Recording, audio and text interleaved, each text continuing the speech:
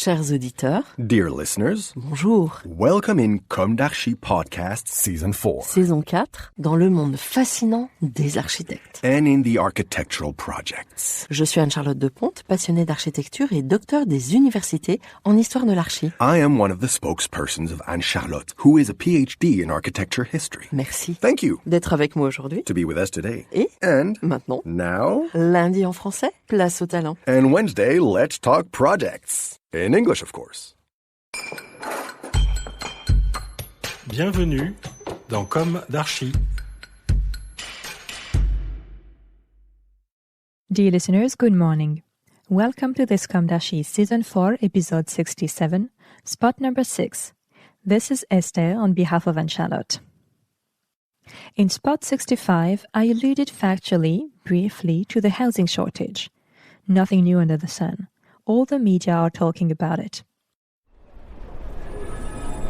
Yesterday, in the metro, on my way back from the provinces, I met a well-to-do woman who looked a bit like the actress Camille Cotin. This woman confided in a slightly shabada intonation to her friend, "To find accommodation is fine, but where to find?" I understood in her sentence that the first "to find accommodation" evoked the dedicated platform. The second "to find" led to the question, where can I find accommodation today? And I would add, even when you come from a middle-class background. And that, for me, is a very bad signal, whatever the revanchists may think. On the one hand, access to social housing is blocked. On the other hand, decent housing has become too expensive. This short sentence on housing, which caught my ear yesterday, gave me the desire to open a new theme in this spot of Comme d'Archi, that of inhabiting. Because of this sentence, it seems to me that we would have heard it more 100 years ago in the mouth of Arletty, factual observation. No atmosphere, but to lodge oneself. Do you have a head of lodged? Since the time of Arletty, water has flowed under the bridges. In her time, there were still boarding houses inherited from the architecture of Mackintosh, art and craft. Today, there is a Facebook group called Against the Ugliness of Contemporary Architecture and Urbanism. Putting it parallel from the same address, and for example, the architecture of these destroyed 19th century boarding houses, and the ugly concrete housing bar that replaces it, a bar that must date from about 4 decades ago. There, the observation is unstoppable. We have formally, and in terms of sustainability, lost a lot in the exchange. It is undeniable. Nostalgia when you hold us. Le Corbusier's fault? Yesterday, before arriving at the Paris train station, I passed by a housing unit by Le Corbusier.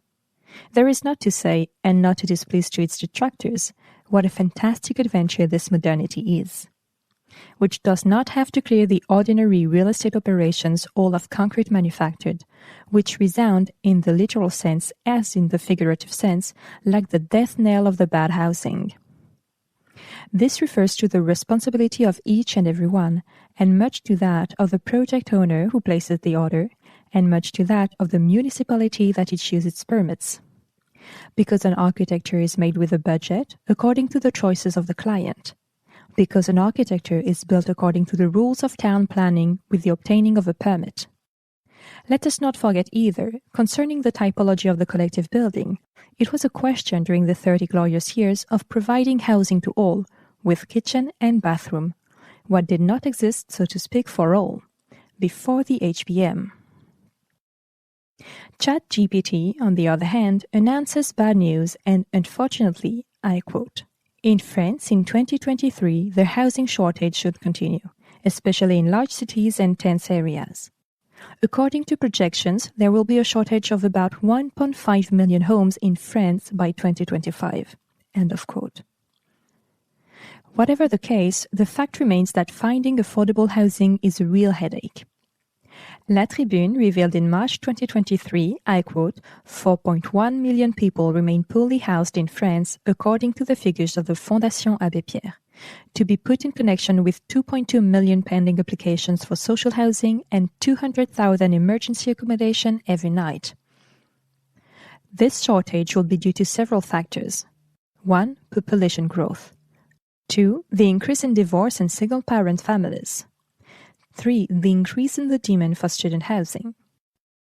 For my part, I would like to quote this example of a Parisian lady, selfless, who has done everything she can in her life, helping those around her, working tirelessly, just a little dreamy but scrupulous, evicted from her home today by a well-bound landlord. The lady, therefore, not being able to buy suitable housing, at 80 years old, she will not be able to find her own nest.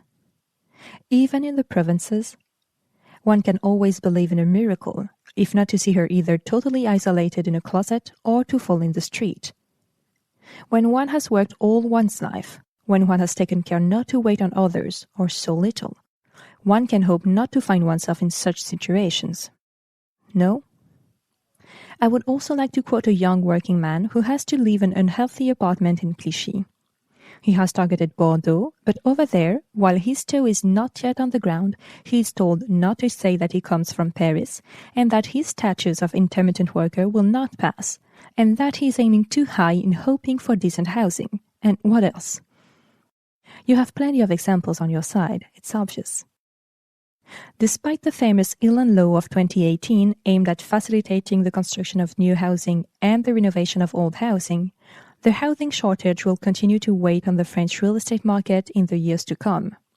Housing prices are expected to remain high, especially in dense areas, making home ownership still difficult. For my part, 1. I am angry like many, but without violence. And 2. I think we should stop shooting architects in the foot. The best of them are creative. I was quite admiring of the energy and the courage deployed by Nicolas Michelin on this subject. I invite you to go and explore or re-explore this side. For about 10 years in the media, he has been warning housing must be something other than a financial product. Contrary to popular belief, I remain convinced that resilience can come from architects essentially. Recall the relay of Christine Lecomte, president of the National Council of the Order, with her speech in the summer of 2022. Housing is not just a matter of numbers, it is a matter of life. She proposes, among other things, to change our housing models by bringing more quality to construction and reinvesting in creation. For Christine Lecomte, the difficulties to be overcome should not appear stronger than the solutions. I will tell you factually that she has just published, with a member of the majority, 12 proposals to make housing the vanguard of the ecological transition. Certainly, these are words. Just words in the void, will say the critic, but also energy to spare for a profession that has not said its last word. Recall that the word architecture comes from the ancient Greek architekton, which means master builder, composed of archi, which means chief or first, and tekton, which means builder. The term was later borrowed by the Latin architectura. When it comes to the fact of dwelling, Martin Heidegger defines it as a condition of man. So, instead of giving up or accentuating the mess we live in, wouldn't we do better to roll up our sleeves more carefully? What do you think? Here we are still free. Let's not forget it. And I hope that still is a superfluous word. Dear listeners, thank you for tuning in. See you next week for a new issue. Until then, take care of yourselves. Goodbye.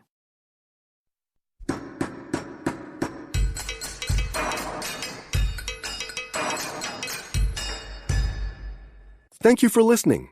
Thanks to Julien Rebours, sound engineer, who is collaborating with us today. Don't forget to tune in to our previews on Instagram at Comme d'Archi Podcast. If you enjoy this podcast, don't hesitate to promote it by giving it 5 stars and a little comment on Apple Podcast or on your favorite podcast platform. And above all, subscribe to listen to all of our episodes for free. See you soon, and until then, take care of yourself.